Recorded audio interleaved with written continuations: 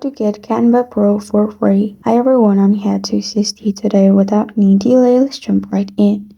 You can simply start trial for Canva and you will get Canva Pro for free. You just need to click on the start free trial option. It will open up this page.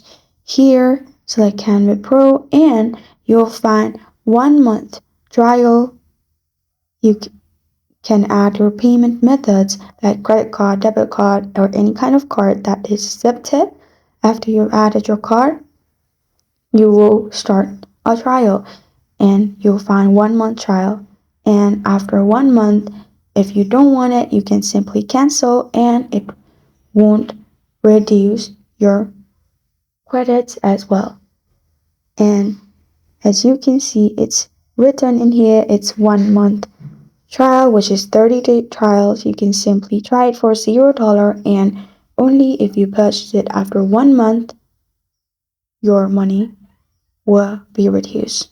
And this is how to get Canva Pro for free. Thank you for joining me today. If this video helps you out, please leave a like and subscribe for more. Got a question or want to suggest a topic? Comment below. Thank you for watching.